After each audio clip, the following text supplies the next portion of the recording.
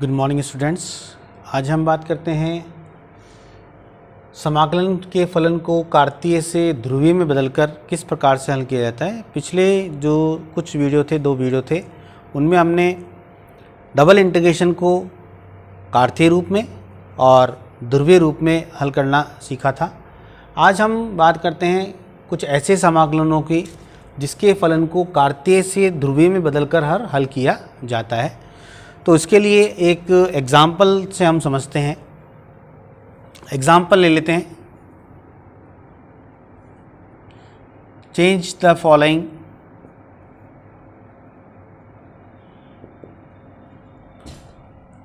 Integral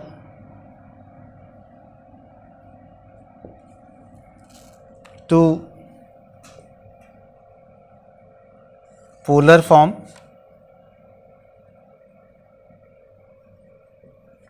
and evaluate।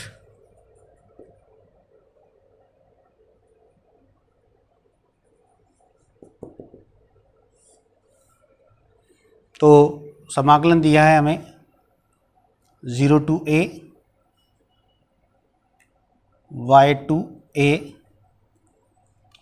x dx dy over x square plus Y square. हमें एक समाकलन दिया हुआ है जिसका क्षेत्र जो है वो कार्तीय रूप में है। हमें इसे इंटीग्रल को कार्तीय से पोलर में बदलना है। Change the following integral to polar coordinate. सबसे पहले इसको पोलर कोऑर्डिनेट में बदलना है और इसका मान ज्ञात करना है। तो इसके हल की बात करते हैं हम।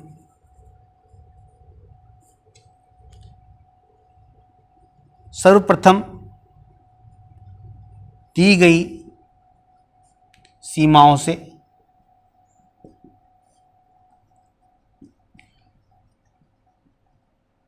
समाकलन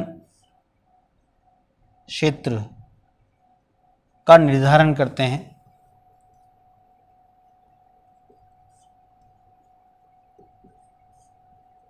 अर्थात हम यह ज्ञात करते हैं कि हमारा समाकलन क्षेत्र क्या है। तो जो दी गई सीमाएं हैं वो है x बराबर y, x बराबर a तथा y बराबर 0, y बराबर a। तो हम दिए गए जो सीमाएं हैं उनसे पहले एक ग्राफ बनाते हैं।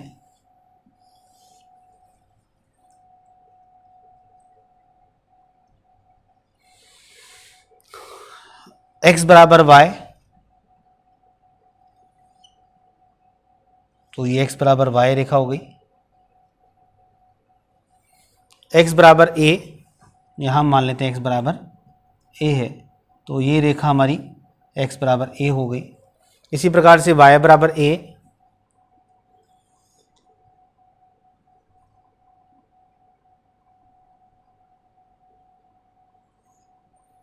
तो ये हमारी लाइन y बराबर a। और जैसा कि हम जानते हैं y बराबर 0 मीन्स x एक्सिस, तो x अक्ष हो गई। अब हम ये जो हमारा क्षेत्र है ओ ए पी, समाकलन क्षेत्र ज्ञात करने के लिए हम देखते हैं कि 2 त्रिभुज हमें प्राप्त हुए हैं इस क्षेत्र से। एक तो ओ बी और ये सी मान लेते हैं। तो एक तो ओ बी सी है और एक ओ ए बी है। तो कौन सा वाला क्षेत्र हमें दिया गया है उसका निर्धारण भी यह दी गई सीमाएं ही करती है। क्योंकि x की जो सीमाएं हैं वो वेरिएबल की फॉर्म में है, अर्थात x बराबर y, तो x बराबर y ये वाली लाइन है और x बराबर a मतलब ये वाली लाइन। अर्थात जो हमारी स्ट्रिप होगी वो इस प्रकार से है। क्योंकि अगर हम यहाँ स्ट्रिप ले लेंगे तो लोअर लिमिट होगी x बराबर 0 और y बराबर या x बराबर y। परंतु अगर हम ये वाली एरिया लेते हैं ओ ए बी वाला त्रिभुज, तो इसमें हमारी जो लोअर और अपर लिमिट है वो यहाँ पर सेटिस्फाई होती है। x की लोअर लिमिट y है और x की अपर लिमिट a है।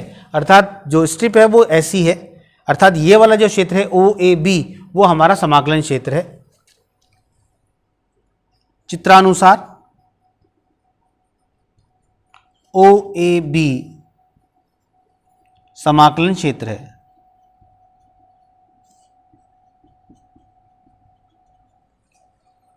अर्थात ये वाला जो ट्राइंगल है हमारा वो ए बी, वो हमारा समाकलन क्षेत्र है। अब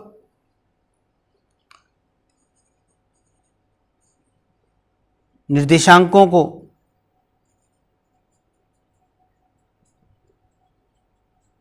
ध्रुवीय निर्देशांकों में बदलते हैं।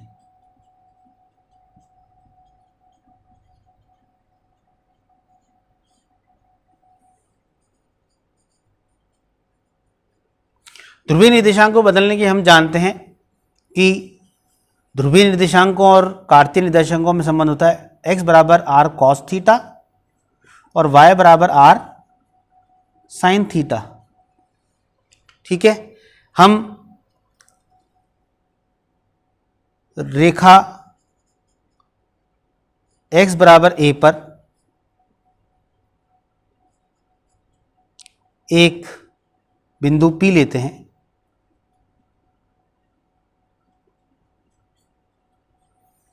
P बिंदु लेते हैं, यहां पर कोई बिंदु ले लिया हमने P, जिसके निर्देशांक हैं r कॉमा थीटा।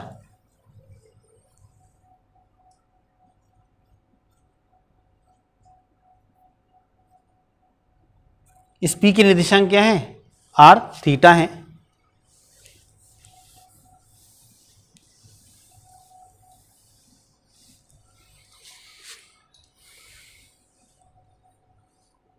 सीमाएं ज्ञात करते हैं।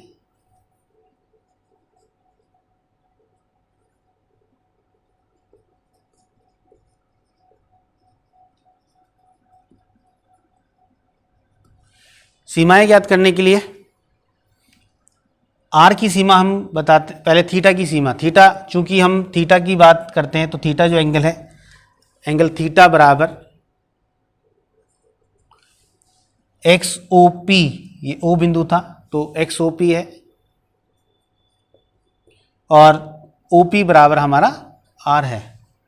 तो थीटा की जो सीमाएं हैं, थीटा इस रेंज के लिए थीटा का जो हमें यहाँ से लेकर यहाँ तक मूव कराना है, अर्थात थीटा बराबर 0 से थीटा बराबर पाई बाई 4, क्योंकि y बराबर x जो होती है समीकरण, उसमें थीटा बराबर क्या होता है? 45 डिग्री होता है। तो थीटा बराबर 45 डिग्री तथा r की सीमाएं, r जो है हमारा वो ध्रुवांतर रेखा है, तो ध्रुवांतर रेखा की न्यूनतम जो लंबाई है वो r बराबर 0 और r बराबर यहाँ पर जो हमारी r का महत्तम मान है वो निकालने के लिए हम निकालते हैं। चूंकि x बराबर a cos थीटा है तो r बराबर x का मान x का मान रख देते हैं यहाँ से। x बराबर था हमारा r cos थीटा,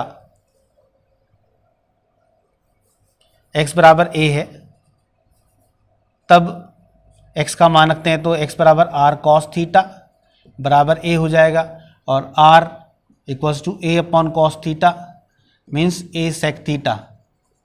मीन्स जो r की न्यूनतम लिमिट है वो 0 है और r की उच्चतम सीमा जो है वो a sec थीटा, क्योंकि जो r का अधिकतम मान होगा वो इस रेखा पर ही प्राप्त होगा। अब हम इस समाकलन को बदलते हैं।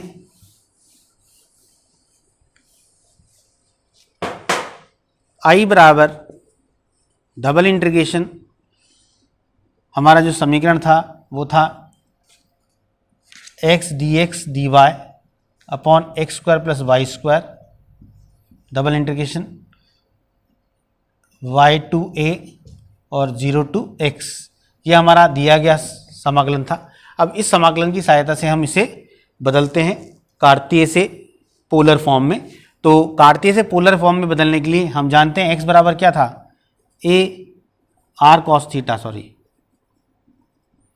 dx dy को हम जानते हैं ये dA होता है और dA का मान होता है r d theta dr upon x square plus Y square. So अगर हम इसकी बात करें तो cos r square cos square theta plus r square sine square theta. Directly भी हम जानते हैं कि r स्क्वायर का जो मान होता है वो x square by y square होता है, तो हम चाहें तो डायरेक्ट लिख सकते हैं। लिमिट की बात करते हैं, लिमिट थीटा की है 0 से π/4 और r की जो लिमिट है वो 0 से लेकर a sec थीटा। तो हमारा इंटीग्रेशन हो गया i बराबर 0 to π/4 a sec theta 0 to a sec theta r square, ये r स्क्वायर आएगा और r स्क्वायर नीचे भी कॉमन आ रहा है, तो हम 0 to π/4 0 to a sec theta, this is r square cos theta d theta dr and divided by r square into 1।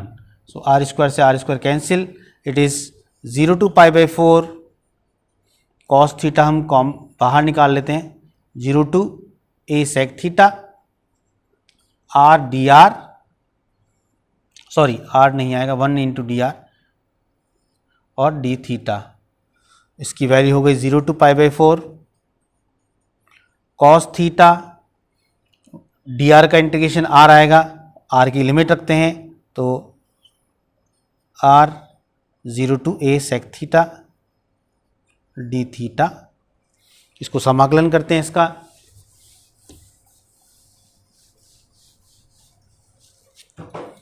तो i बराबर 0 to π/4 cos थीटा, और जब r की अपर लिमिट रखेंगे a sec थीटा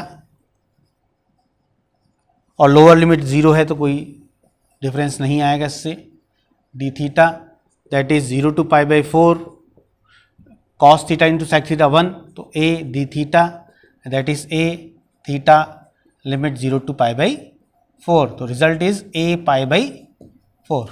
सो ये इसका solution है। सर्वप्रथम हमने जो दिया गया हमारा कार्तीय फलन था, उस कार्तीय फलन को हमने ध्रुवीय में बदल दिया। ध्रुवीय में बदलने के बाद इस समाकलन की वैल्यू फाइंड आउट कर ली, तो i बराबर जो आंसर है हमारा वो है i बराबर a π/4। तो डायरेक्टली हमने किसी सवाल को हल नहीं किया है, इसे कार्तीय से हमने पोलर में कन्वर्ट करके किया है। बहुत से सवाल ऐसे होते हैं जिनको डायरेक्टली कार्तीय से हल करना संभव नहीं होता, उस केस में हम कार्तीय फलन को ध्रुवीय में बदल देते हैं और ध्रुवीय में बदलने पर उसका जो सॉल्यूशन होता है वो आसान हो जाता है। तो कभी कभी इस प्रकार की समस्या आ जाती है जिसे कार्तीय रूप में करना संभव नहीं हो या उसका जो सॉल्यूशन है बहुत टिपिकल हो, उस केस में हम उसे पोलर फॉर्म में कन्वर्ट करके और उसका हल ज्ञात कर लेते हैं। कल हम बात करेंगे इंटीग्रेशन के क्रम को किस प्रकार बदला जाता है अगले वीडियो में। Thank you very much.